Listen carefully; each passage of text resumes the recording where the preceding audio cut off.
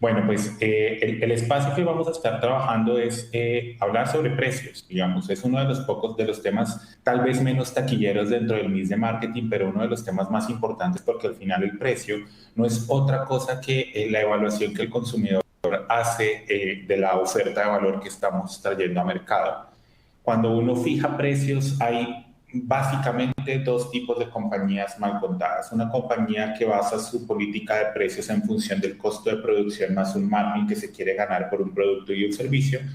O hay unas compañías que fijan su estrategia de precios en función del valor que esto genera, del valor que el producto genera en el consumidor. Ambas estrategias tienen sus pros y sus contras, tienen sus dinámicas positivas y negativas, pero el día de hoy necesitamos poner en consideración algo importante.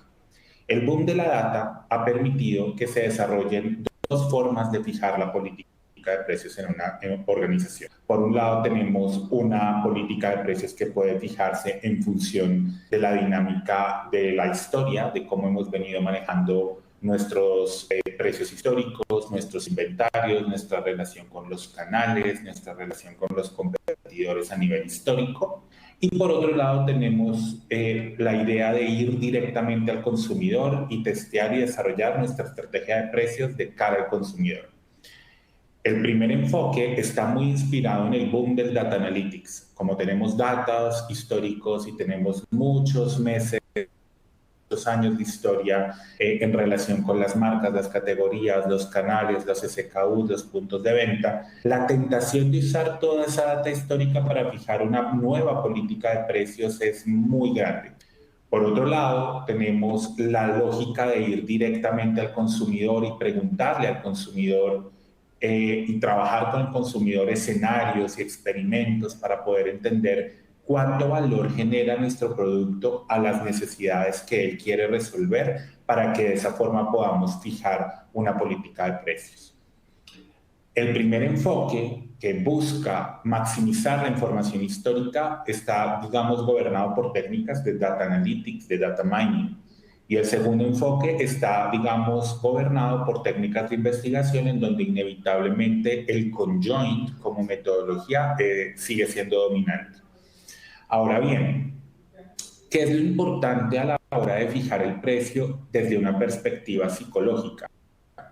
Básicamente, cuando un consumidor está pagando por un producto o un servicio, lo más importante que debemos tener en consideración es que está poniendo un recurso limitado que no va a recuperar tan fácil para poder acceder a ese producto que yo le estoy vendiendo. Es decir, el consumidor paga con un recurso limitado siempre. ¿Cuál es ese recurso? Pueden ser generalmente dos, el tiempo o el dinero. Vamos a hablar solo de dinero ahorita. Si yo estoy comprando algo y tengo dinero limitado porque no soy Bill Gates, y aun cuando fuera Bill Gates tiene un dinero limitado, la idea es que yo para comprar algo estoy renunciando a otras cosas, estoy dejando de comprar otras cosas. Si yo compro este celular, estoy dejando de comprar un viaje o estoy dejando de pagar una deuda o estoy dejando de tener bienestar que me genera otro producto. Y lo importante en la hora de fijar una política de precios es justamente tener en cuenta el valor que es por lo que estoy dejando o lo que estoy sacrificando para poder comprar eso que estoy comprando hoy día. Cuando uno analiza la lógica desde la historia y desde los datos históricos, es decir, desde el enfoque de data mining, uno no es consciente de las renuncias que está haciendo el consumidor para poder acceder a nuestro producto. Y eso hace que empecemos entonces a preguntarnos, ¿de dónde saco la información para poder fijar mi política de precios? ¿Desde la historia o desde la coyuntura actual que estamos viviendo con el consumidor? Es decir, experimentando e iterando con el consumidor. Y el objetivo de este espacio es ver los pros y los contras de ambos enfoques. Inevitablemente nos toca hablar un poco del pricing y al final es básicamente lo más difícil de personalizar en el marketing mix es el precio. Porque cuando tú hablas de comunicación, de empaque, inclusive de distribución, hay formas de personalizar. Pero cuando tú hablas del pricing, es de lo más difícil de personalizar y por lo tanto es muy complejo de administrar. Hay muy buenos casos de éxito de personalización del precio, pero es de lo más difícil de personalizar. Es un vehículo de monetización del valor simbólico de una marca y es el máximo, la prueba ácida del brand equity es sin lugar a dudas el precio. Por otro lado, es una estrategia transversal que permite un diálogo interactivo entre marketing y finanzas, un diálogo que generalmente es muy complejo, porque marketing sabemos en qué idioma hablamos en el idioma generalmente de la creatividad, de la visión, de la innovación, habla en el lenguaje del rey, del del ingreso, del costo, del gasto, muy táctico, y pues pricing es el punto en donde la estrategia financiera y la estrategia de marketing dialogan. Es el balance además entre la oferta y la demanda, porque pues yo puedo cobrar en la medida en la que mi contexto tenga competidores o no los tenga, en la medida en la que yo distribuya de una forma u otra, y de alguna u otra forma no es un proceso, debería ser una disciplina, pero lamentablemente las organizaciones ven el precio como un proceso que hay que cumplir y no como una disciplina que hay que tener permanentemente activa para garantizar una sana traducción del valor al lenguaje del consumidor. Ahora bien, ¿qué información necesitamos para formular la estrategia de precios? Pues fundamentalmente uno siempre va a decir que necesita en primera instancia la elasticidad del precio. ¿Qué es eso? Básicamente entender qué pasa cuando yo subo el precio, cuánta demanda puedo perder. Es decir, si yo subo el precio 15%, ¿qué porcentaje de mi demanda puedo perder?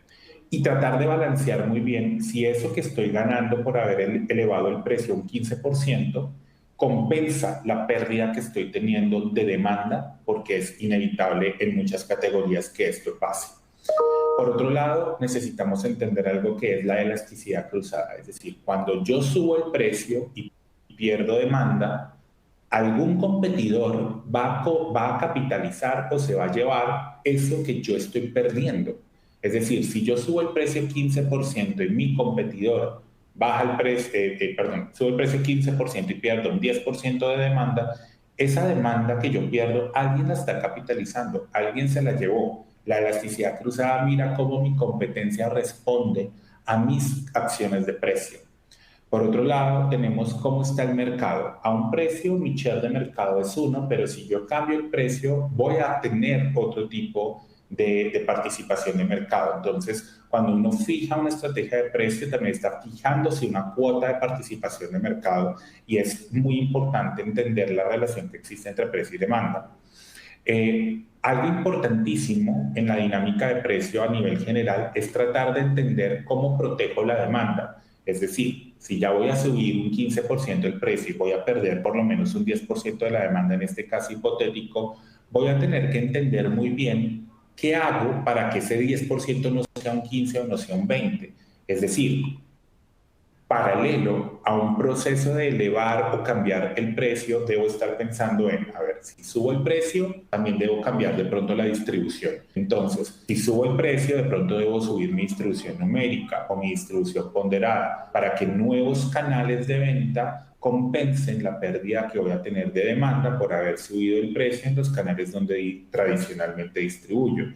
Otra forma de compensar o de proteger la demanda es la misma inversión publicitaria. Entonces, en algunos momentos, elevar el precio sea un switch para poder, digamos, hacer más presión en lo digital o cambiar mi mix de medios para llegar y poner mensaje y empezar a generar awareness en nuevas poblaciones, en nuevas audiencias, toda vez que estoy subiendo el precio a mi audiencia tradicional, etcétera.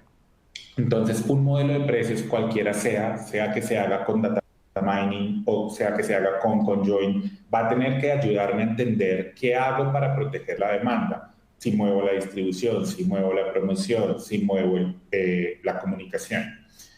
También vamos a tener que llegar a una estimación del precio óptimo.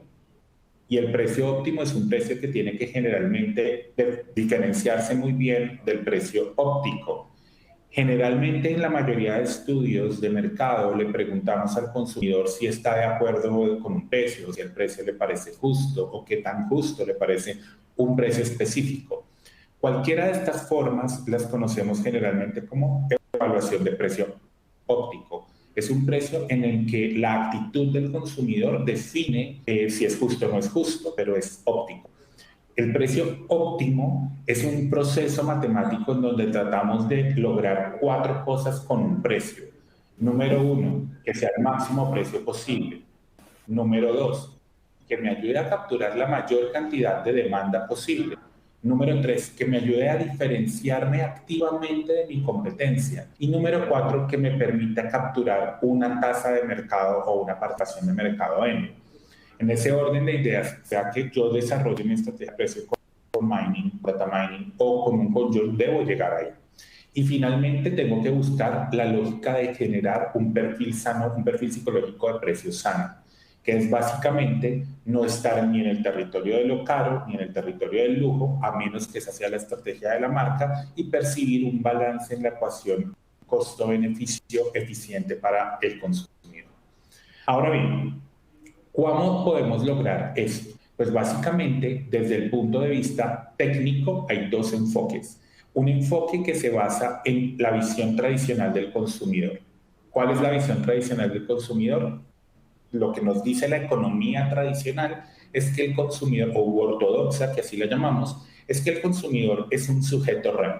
¿Qué quiere decir sujeto REM? Que el consumidor es racional, es egoísta y es maximizador.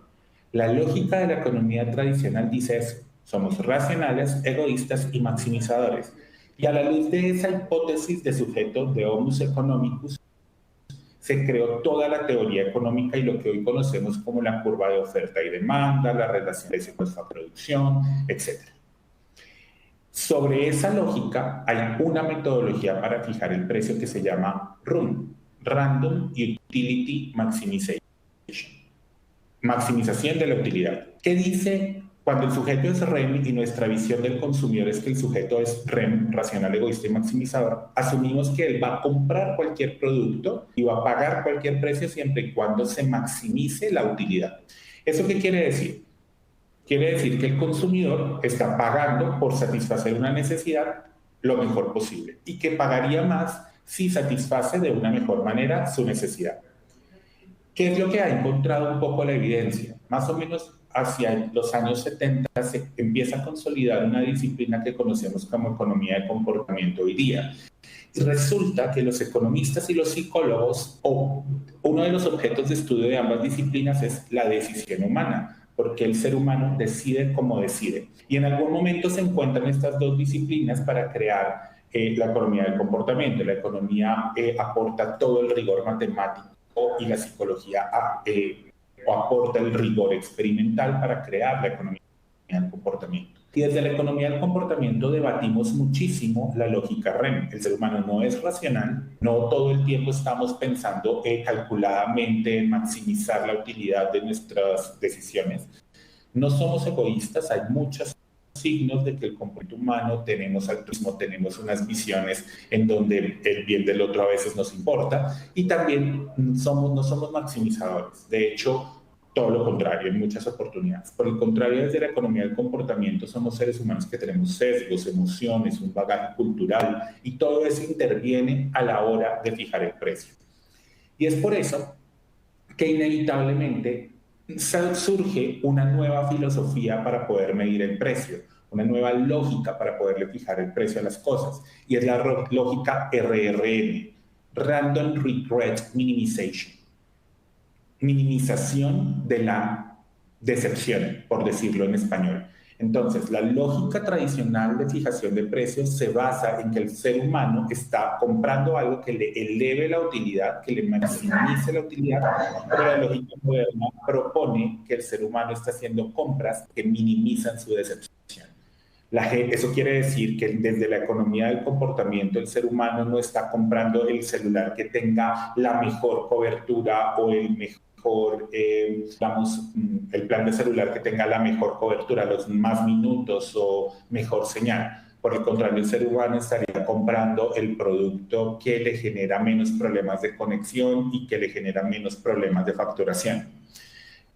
Y esa filosofía la podemos traducir a los diferentes esquemas, a los diferentes entornos en donde vayamos a trabajar. Random Utility Maximization, es decir, la lógica tradicional con la que vemos el consumidor, es una lógica que se puede trabajar muy bien con técnicas de minería de datos, utilizando datos históricos, cogiendo nuestro Nielsen y nuestra venta interna y cogiendo todo lo que conocemos y haciendo modelos matemáticos.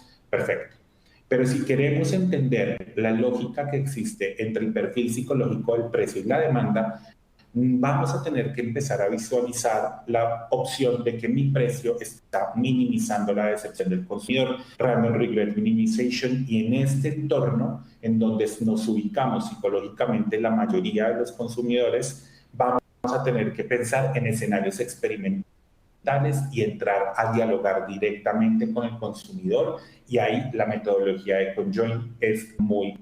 De hecho, no hay otra forma de entender la decepción del consumidor que mediante ciertas metodologías de Conjoin.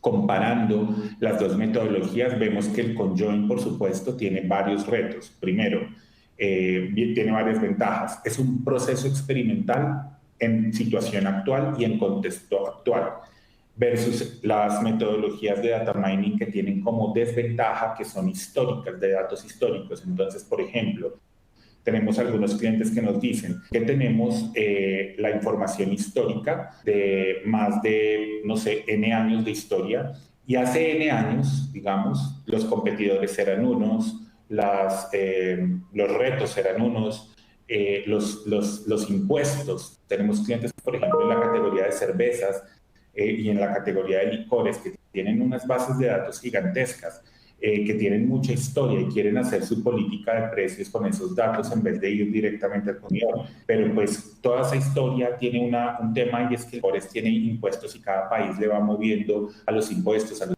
cigarrillos, a los licores y a los cigarrillos unos impuestos de forma distintas. Entonces, los precios que tenemos en nuestras bases de datos de 5 años atrás, pues tenían un contexto muy diferente, números de competidores distintos, impuestos diferentes y dinámicas de consumo distintos. En este momento, inclusive, también canales diferentes, porque hace 5 años no teníamos un boom de lo digital, el boom del e-commerce no era tan fuerte como lo estamos viendo hoy día.